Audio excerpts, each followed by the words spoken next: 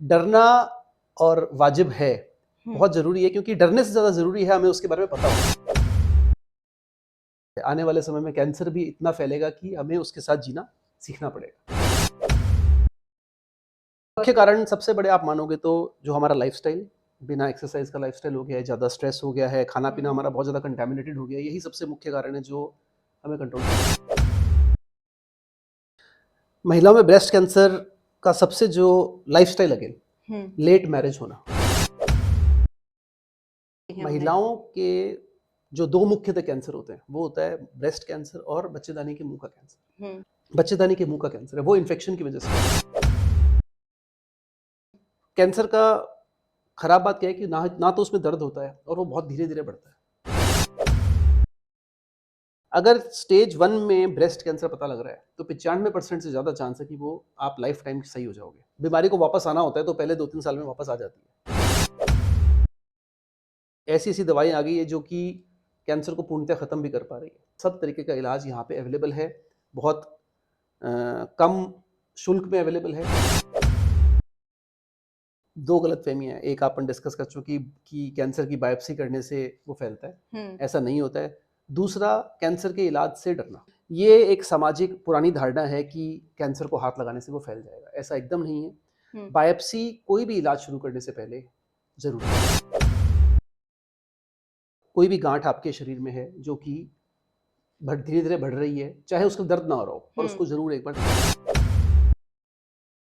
Cancer से बचने के लिए तो बता पाना बहुत मुश्किल है। नमस्कार दोस्तों, क्या आप जानते हैं कि हमारे शरीर की एक नन्ही सी कोशिका जब बागी हो जाती है तो वो दुनिया की सबसे खतरनाक बीमारी का रूप ले लेती है, जिसे हम कहते हैं कैंसर। आज हर दूसरे घर में इस शब्द की दस्तक सुनाई दे रही है, लेकिन क्या कैंसर वाकई एक डेथ वारंट है या हमारी जानकारी की कमी इसे जानलेवा बना रही है? तो आज हमारे साथ हैं डॉक्टर आदित्य पडिवाल, जो कि वरिष्ठ सर्जन हैं कैंसर रोग के। तो आज हम इनसे जानेंगे कि कैंसर रोग से कितना डरना वाजिब है और इसे किस तरह से नई तकनीक से और सही खान पान से मात दी जा सकती है। तो सर, सबसे पहले आपको बहुत बहुत स्वागत है हमारे प्रोग्राम में। बहुत बहुत धन्यवाद, thank you so much. Sir, मुझे सबसे पहले ये बताइए कि कैंसर है क्या और इससे कहाँ तक डरना वाजिब है? कैंसर अगर अपन नॉर्मल शब्दों में समझे तो कोई भी जो नॉर्मल सेल अगर वो अनकंट्रोल्ड बढ़ने लग जाएगा हमारे शरीर में तो वो कैंसर का रूप धारण कर लेता है।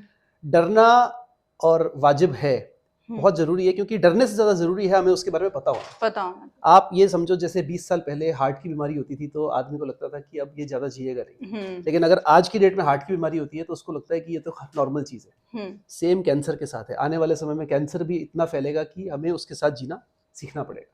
तो इसलिए जानना उसके बारे में ज्यादा जरूरी है बजाय के डरने के। तो हमें क्या क्या मतलब ध्यान रखना चाहिए कि हमें कैंसर ना हो? सर्वप्रथम, जो भी स्वस्थ रहने के लिए हमें नुस्खे पुरानों ने बताए हैं, अच्छा खाना, अच्छा वातावरण, अच्छा लाइफस्टाइल, बिना टेंशन का लाइफस्टाइल, वही सब कैंसर को रोकने में कारगर है।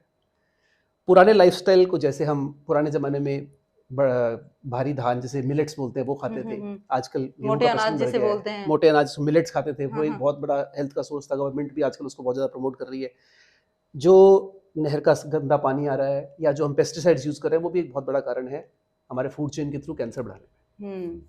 तो मतलब हम कह सकते हैं कि सभी बीमारियों की जननी ये खान पान और खराब लाइफस्टाइल ही है। खराब लाइफस्टाइल सबसे बड़ा कारण।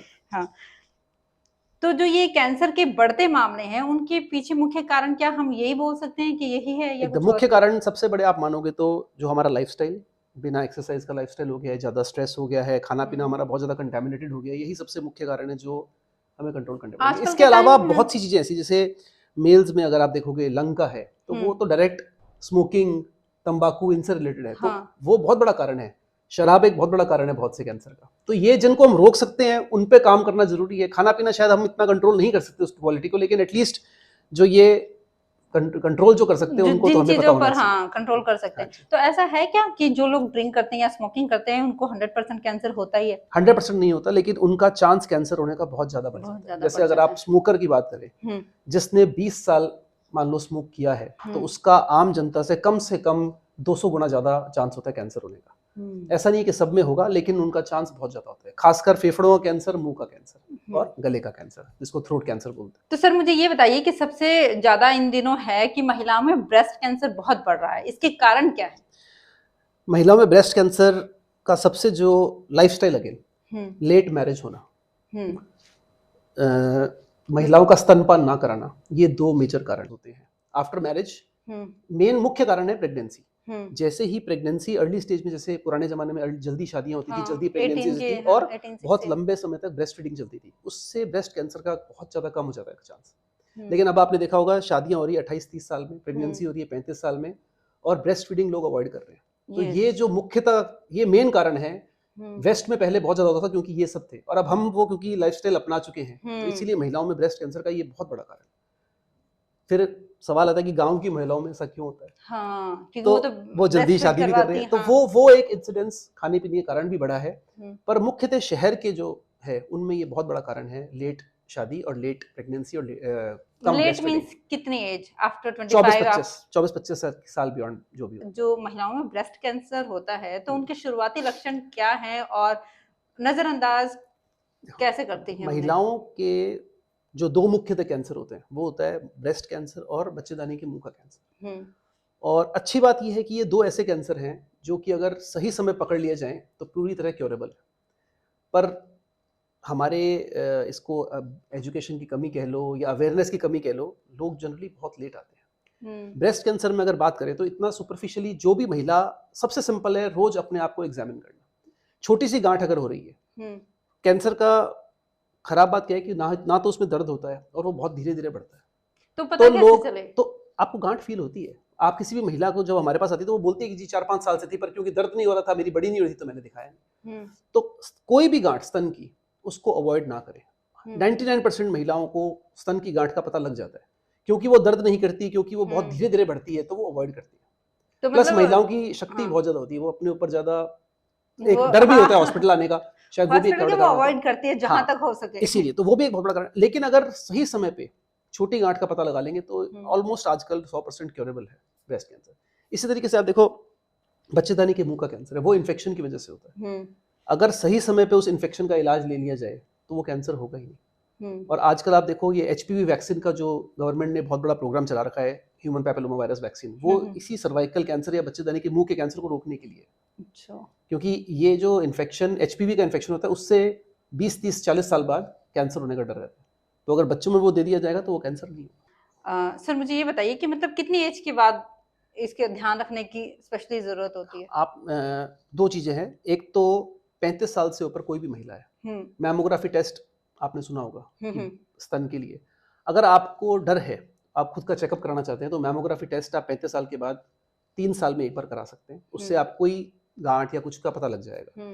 ऐसे ही मुंह के जो बच्चेदानी का मुंह का कैंसर है, उसमें पैप स्मीयर बहुत ही साधारण टेस्ट है, गंगानगर में इजीली सब अवेलेबल। मैं वो बात कर रहा हूँ जो गंगानगर में अवेलेबल टेस्ट है, और हार्डली कोई 200-400-500 मैक्सिमम 1000 रुपए का टेस्ट है। तो वो उससे आपको इन्फेक्शन का पता लग जाएगा। दूसरा सवाल है कि HPV वैक्सीन किन बच्चों में लगनी चाहिए जिससे कि आगे जाके नहीं हो कैंसर ना हो। तो 8 साल से 12 साल प्री मेनोपॉजल, माहवारी शुरू होने से पहले अगर बच्चों को दे दी जाएगी तो उनका इन्फेक्शन होने का चांस ऑलमोस्ट निल हो जाएगा और कैंसर नहीं बनेगा। तो ये क्या, जैसे बच्चों के इंजेक्शन लगते हैं टीकाकरण, उसी के अंदर है या फिर अलग से लगवाना पड़ता है? अब गवर्नमेंट ने शुरू किया है। आप देखो, आपने देखा होगा अखबार में, इन दिनों गवर्नमेंट कैंप्स लगा रही है फ्री इंजेक्शन के। परसों शायद 67 लड़कियों को लगाया था। तो जो प्री मेनोपॉजल मतलब 12-13 साल से छोटी लड़कियां, 8 से 14 साल, उनमें ये इंजेक्शन बहुत कारगर है। तो उसकी कोई साइड इफेक्ट तो नहीं है अगर लगाते हैं तो? तभी गवर्नमेंट ने अपनाया, बहुत लंबा डेटा है, अब तो कोई साइड इफेक्ट नहीं है। नहीं, कई लोगों को ऐसे रहता है जो बड़ी कोई साइड इफेक्ट नहीं है, बहुत ही सेफ इंजेक्शन है। और अगर आप ये तो गवर्नमेंट ने बहुत अच्छा प्रोग्राम भी शुरू कर दिया है, उसके बावजूद भी 1200 से 1400 रुपए की रेंज में मार्केट में अवेलेबल है। मतलब आप प्राइवेट हॉस्पिटल में जाके भी लगवा सकते हैं, गवर्नमेंट हॉस्पिटल में भी हम समय समय पे कैंप्स लगाते रहते हैं। अच्छा, क्या आप भी उन कैंप्स में शामिल होते हैं? एकदम हॉस्पिटल में लगता है हमारे। क्या कुछ देखने को मिलता है, कुछ एक्सपीरियंस देखने को मिलता है? क्योंकि कई लोग तो डर के मारे लगवाने नहीं आते कि हमारी मोटिवेट करना पड़ता है। पर ये इन प्रोग्राम्स का यही फायदा है कि लोगों को डर खत्म होगा तो वो आएंगे भी, लगवाएंगे। तो सर मुझे ये बताइए कि मतलब अगर किसी को लग रहा है कि भैया मुझे कैंसर है, मतलब उसके अंदर क्या लक्षण होने चाहिए, क्या लक्षण खुद में देखे कि वो जाए डॉक्टर के पास चेकअप के लिए? सबसे पहला, कोई भी गांठ आपके शरीर में है जो कि धीरे धीरे बढ़ रही है, चाहे उसका दर्द ना हो रहा हो, पर उसको जरूर एक बार दिखाना चाहिए। बॉडी में कहीं पर भी हो उसको जरूर एक बार दिखाना चाहिए। नॉर्मल होगी तो अच्छी बात है, आप भी निश्चिंत होकर सो पाओगे, नहीं होगी तो उसका इलाज लेके आप सही हो जाओगे। या दूसरा, लगातार खांसी आना, आवाज में कोई भी बदलाव आना, मुंह में कोई घाव होना जो कि सही नहीं हो रहा है 4 से 6 हफ्ते तक, 40-50 साल के बाद एक नया, किसी की एसिडिटी रह रही है, किसी के खाना अटक रहा है, या उल्टियां हो रही है, या नई कब्जी होना, जैसे 50 साल के बाद अब मरीज को कि लगातार कब्ज रह रही है, या कभी दस्त लग रही है, कभी कब्जी हो रही है, खून की कमी होना, ये सब लक्षण है जिससे बॉडी में जो भी चेंजेस हो रहे हैं उनमें एक बार कंसल्टेशन जरूर करना चाहिए। तो कितनी उम्र के बाद ये ध्यान देने की जनरली जरूरत है? 40 से 50 साल के बाद। बहुत यंग एज में कैंसर का इंसिडेंस अभी बहुत ज्यादा नहीं है, लेकिन 40 से 50 साल के बाद अगर ये कुछ नए सिम्टम्स आपके शरीर में आ रहे हैं तो एक बार जरूर डॉक्टर से मिलिए। और सबसे जरूरी काम है, डॉक्टर से मिलने के बाद भी अगर वो महीना 2 महीना तक ठीक नहीं हो रहे हैं तो फिर उसको सीरियसली अपन को इन्वेस्टिगेट। क्या सर, बहुत सारे लोगों की धारणा है कि बायोप्सी से कैंसर फैलता है, ऐसा है? बायोप्सी मतलब कोई भी, मान लो स्तन में किसी महिला के गांठ है तो बायोप्सी का मतलब होता है उससे छोटा सा टुकड़ा लेके उसकी जांच करना, ये पता करने के लिए कि कैंसर किस प्रकार का है, ताकि उसके हिसाब से हम इलाज कर सकें। ये एक सामाजिक पुरानी धारणा है कि कैंसर को हाथ लगाने से वो फैल जाएगा, ऐसा एकदम नहीं है। बायोप्सी कोई भी इलाज शुरू करने से पहले जरूरी है, 100% जरूरी है, क्योंकि वही हम तय करती है कि हमें क्या दवाई देनी है, क्या ऑपरेशन करना है, क्या आगे इलाज रहेगा। तो मतलब टेस्ट नहीं करेंगे तो पता ही कैसे एकदम, तो चलेगा? बायोप्सी बहुत जरूरी है, इसका कोई साइड इफेक्ट नहीं होता और ना ही इससे कैंसर फैलता है। सर, ये जो कैंसर है, मतलब सर्जरी, कीमोथेरेपी, इनसे कैसे निर्णय लिया जाता है? कोई भी कैंसर हो उसके अंदर इन तीनों, जैसे सर्जरी का, कीमोथेरेपी और रेडियोथेरेपी, 3 आर्म्स कह लीजिए कैंसर के ट्रीटमेंट के हैं, और तीनों एक दूसरे के पूरक हैं। ऐसा नहीं है कि सर्जरी होगी तो इनकी जरूरत नहीं पड़ेगी। आजकल जनरली इन तीनों की जरूरत पड़ती है और एक दूसरे के पूरक की तरह ये काम करते हैं, और तीनों जरूरी हैं। सर्जरी करने के बाद ताकि वापस नहीं हो उसके लिए हम कीमोथेरेपी और सेक, जिसको बोलते हैं रेडियोथेरेपी, देते हैं। कुछ एक कैंसर जैसे ब्लड कैंसर है जिनमें केवल कीमोथेरेपी से ही इलाज पूर्ण हो जाता है, लेकिन अदरवाइज ये सब एक दूसरे के पूरक हैं, और इलाज में और लंबी लॉन्गेविटी के लिए तीनों जरूरी है। तीनों ही जरूरी है। कीमोथेरेपी को लेकर बहुत तरीके की भ्रांतियां होती है कि सबसे जो ज्यादा डर महिलाओं में होता है कि बाल उतर जाएंगे, हाँ, जो कि मेरे हिसाब से सबसे छोटा साइड इफेक्ट है, क्योंकि बाल जैसे ही कीमोथेरेपी खत्म होगी वो वापस आ जाएंगे। अच्छा, जैसे ही कीमोथेरेपी खत्म होती है मतलब बाल परमानेंट नहीं है ना, परमानेंट नहीं है, वो वापस आते हैं। हाँ, कुछ देर की तकलीफ है, लेकिन सही होने के लिए थोड़ी सी तकलीफ सह के और आप एकदम ठीक हो जाएंगे। उसकी वजह से नहीं, कीमोथेरेपी कोई पेनफुल नहीं होती, आराम से मैनेजेबल होती है। आजकल अच्छी से अच्छी दवाइयां मौजूद है जिससे कि कोई साइड इफेक्ट्स नहीं होते हैं, और होते भी हैं तो आराम से हम उनको दवाइयों से मैनेज कर सकते हैं। तो सर मुझे ये बता दीजिए, अब मतलब जो आम लोग हैं उनको कैंसर से बचने के लिए किन सावधानियों का ध्यान रखना जरूरी है? कैंसर से बचने के लिए तो बता पाना बहुत मुश्किल है, क्योंकि खाना शायद हम अपना बदल नहीं सकते, पानी हम अपना बदल नहीं सकते, हवा हम अपनी बदल नहीं सकते। जरूर जो बुरी आदतें जैसे कि तंबाकू, अल्कोहल, ये बहुत जरूरी है रुकना। इसके अलावा ज़्यादा ज़रूरी है कि हम सही टाइम पे कोई भी अगर चेंज है उसको देखकर और उसका इलाज करा लें। आप अभी भी समाज में देखोगे कि कैंसर डायग्नोज होने के बाद भी लोग इलाज से डरते हैं। लोग कोई और कभी कुछ और इलाज कर रहे हैं या डर के मारे इलाज नहीं कर रहे हैं, वो एक बहुत बड़ा कारण है सही नहीं होने का। अगर सही टाइम पे इलाज ले लेंगे तो होने के बाद भी आप समझिए कि आजकल क्योर सही होना संभव है। मतलब बॉडी में कुछ भी चेंजेस अगर आ रहे हैं, अगर पता भी लग रहा है तो उसका आप इलाज लें बिना डरे, उससे आप ठीक हो जाएंगे। चेकअप करवाने में क्या जा रहा है? चेकअप करवा के बहुत बार आजकल अभी भी ये होता है कि उसके डर का इलाज का डर होता है कि इलाज लेंगे तो उसके साइड इफेक्ट से ना कुछ हो जाए, पर आजकल अच्छे से इलाज मौजूद है और आप इलाज लेंगे तो सही हो जाएगा। तो क्या सर कैंसर का इलाज बहुत महंगे भी हैं? कैंसर का इलाज महंगा होता है, ये बात एकदम सही है, लेकिन आजकल जो जन आधार योजनाएं चल रही है या आरजीएचएस चल रहा है उनमें बहुत से ट्रीटमेंट्स कवर्ड है। हमारी सामाजिक दिक्कत क्या हो गई है कि हमें एक डर हो गया कि हमें दिल्ली जाके इलाज लेना है या कहीं जाके इलाज लेना है, जिससे कि कॉस्ट फैक्टर बहुत ज्यादा बढ़ जाता है। वही इलाज अगर गंगानगर में मौजूद है, अपने आसपास मौजूद है, वहां लेंगे तो वो कॉस्ट फैक्टर बच जाएगा और आपको बहुत कम दामों में अच्छा इलाज मिल सकता है। तो गंगानगर में कहाँ पे मौजूद है? गंगानगर में सर्जरी, देखिए सर्जरी हम भी करते हैं, कीमोथेरेपी सरकारी में भी अवेलेबल है, कीमोथेरेपी कुछ योजनाओं में और भी हॉस्पिटल्स में अवेलेबल है, ऐसी रेडियोथेरेपी भी अवेलेबल है, तो गंगानगर में भी पूर्ण इलाज संभव है। तो मतलब स्टार्टिंग का अगर और योजनाओं में तो सरकार ने इसको और सुलभ बना दिया है कि आप आराम से इसका इलाज ले सकते हैं। तो कॉस्ट फैक्टर तो बहुत हद तक कवर्ड है, थोड़ा बहुत समय का जरूर इन्वेस्टमेंट है, लेकिन समय लगता है, शरीर से ऊपर सही हो जाता है। तो सर कभी जैसे किसी मरीज को पता चलता है कि उसे कैंसर है, तो उससे और उसकी फैमिली को आप किस तरह से डील करते हैं? क्योंकि सडन ये पता चलना, ये एक बहुत ही लाइफ चेंजिंग बताना हमारे लिए भी और सुनने मरीज को सुनने के लिए भी होता है कि आपके कैंसर हो गया और Yes. एक बहुत ही भयावह सी स्थिति उत्पन्न हो जाती है। लेकिन फिर मैं वही बोलूँगा कि अगर आपको ये मरीज को भी और हमें भी ये नॉलेज है कि हाँ ये ठीक हो जाएगा और हम उसको ये संबल देंगे कि आप ये इलाज लेंगे तो ठीक हो जाएंगे, तो शायद वो सबसे बड़ा उसके लिए एक सूदिंग पॉइंट होता है कि हाँ ये ठीक हो जाएगा। दूसरा सामाजिक तौर पे भी हमारी क्या आदत होती है, हम किसी से मिलने जाते हैं कोई कैंसर के मरीज से, तो हम उसको संभालने की बजाय उसको कंफ्यूज ज़्यादा करके आते हैं कि नहीं तू फला डॉक्टर को दिखा ले, नहीं तू यहाँ तो तेरा इलाज चल रहा है तो उसको भी दिखा ले। हाँ, उसको भी दिखा तो मेरे हिसाब से अगर आप किसी को हेल्प करने जा रहे हैं तो उसके साथ अच्छा समय बिताइए, आधा घंटा उसके साथ कहीं घुमा लाइए, बजाय कि उनको नए नए राय देने के, जिससे कि ज्यादा कंफ्यूजन पैदा होता है, इलाज कम और इलाज प्रॉपर तरीके से नहीं करवा पाते, उनका माइंड डाइवर्ट हो जाता है कि यहाँ करवाया, आधा इलाज करा के फिर दूसरे डॉक्टर के पास। तो आप जहाँ भी करा रहे हैं इलाज सब जगह कहीं भी कराइए, वो ऑलमोस्ट सेम है और रिजल्ट भी बहुत अच्छे हैं। ये डाउट रहता है सब में कि क्या कैंसर पूरी तरह से ठीक हो जाता है एक बार कैंसर होने के बाद, अगर उसका इलाज करवा लिया है तो ऐसा है कि वो फिर से होता है या नहीं होता है?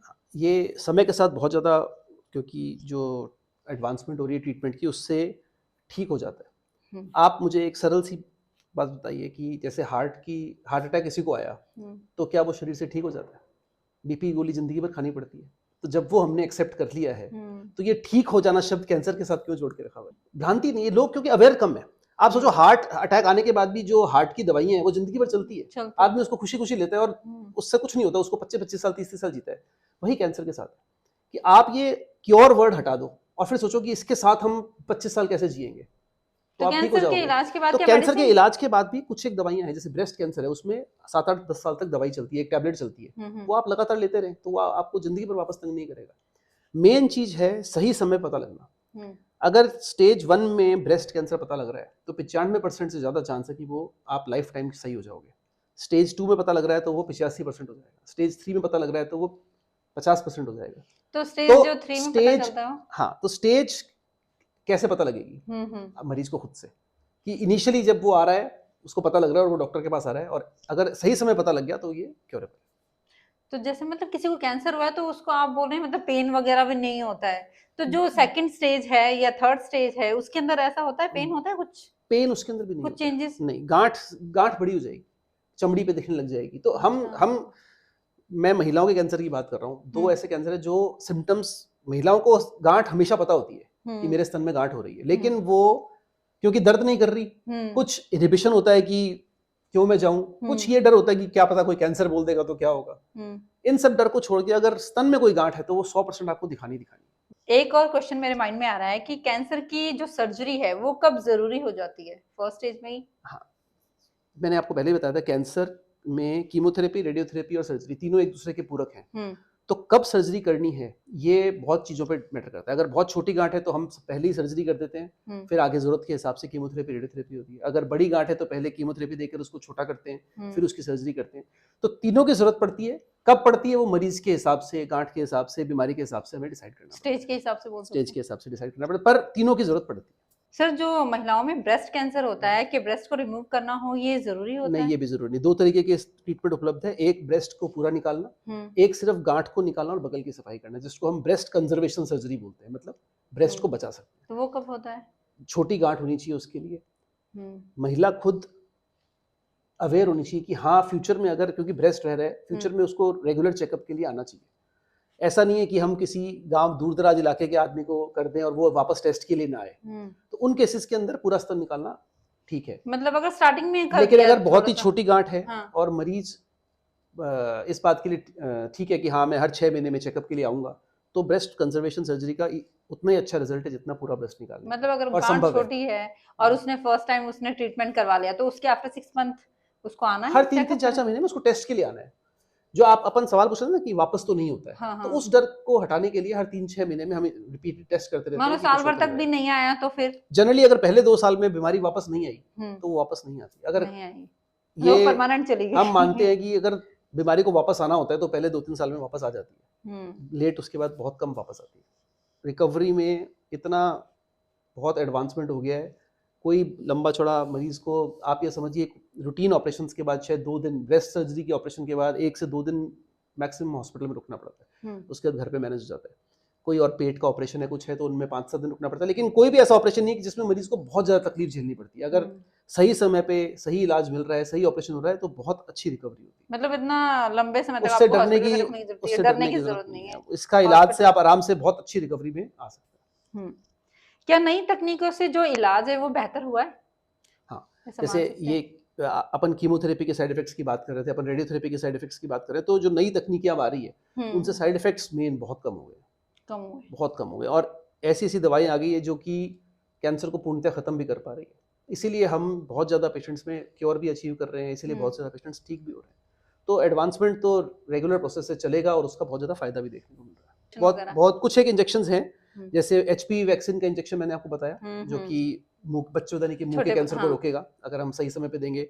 ऐसे ही हेपेटाइटिस बी का इंजेक्शन, अगर हेपेटाइटिस बी का इम्यूनाइजेशन अब जो बच्चे हो रहे हैं वो गवर्नमेंट के प्रोग्राम में जरूरी है। पर अगर ओल्ड एज में जिन्होंने पहले नहीं लिया है वो भी अब ले लेंगे तो वो भी लिवर कैंसर से बचने का बहुत ज्यादा चांस हो जाता है।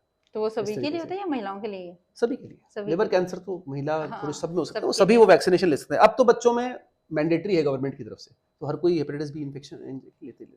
एक और चीज जानना चाहूंगी सर, क्या श्रीगंगानगर जैसे छोटे शहर में कैंसर का इलाज संभव है?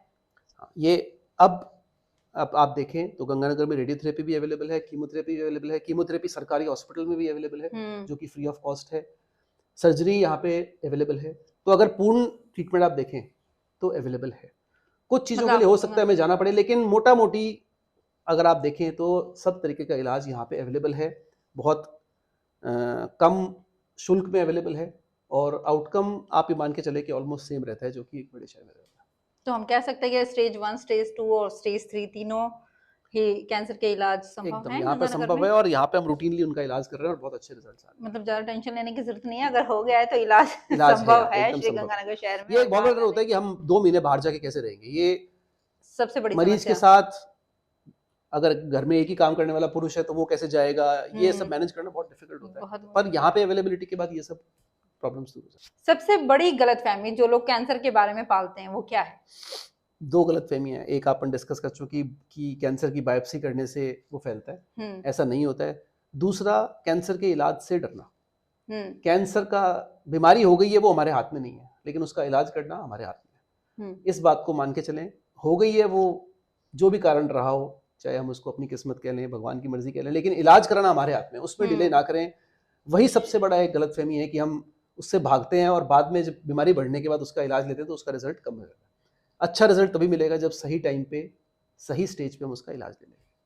आपने बहुत अच्छी जानकारी दी सर हमारे दर्शकों को। अब चलते चलते आप लोगों को कुछ कहना चाहेंगे इस कैंसर रोग के बारे में? मैं यही कहना चाहूँगा कि एक तो अपने रूटीन के स्ट्रेसफुल लाइफ को थोड़ा सा अगर हम मैनेज कर सकें, खाना पीना थोड़ा सा सुधार सकें, तंबाकू, अल्कोहल, शराब, इनका सेवन तो छोड़ना ही छोड़ना है। ये एक बहुत बड़ा कारण है कैंसर होने के। और महिलाओं के लिए खासकर थोड़ा सा अवेयरनेस की ज़रूरत है, क्योंकि आपके कैंसर वो हैं जो कि 100% क्योरेबल है अगर सही समय पे हो। तो उनका थोड़ा सा खुद का ध्यान रखें तो ही आप परिवार का ध्यान रख पाएंगे। तो आपको हमारा ये वीडियो कैसा लगा? इस वीडियो के बारे में कमेंट जरूर करें और इससे संबंधित कुछ भी नई जानकारी चाहते हैं तो आप कमेंट बॉक्स में कमेंट कर सकते हैं। धन्यवाद।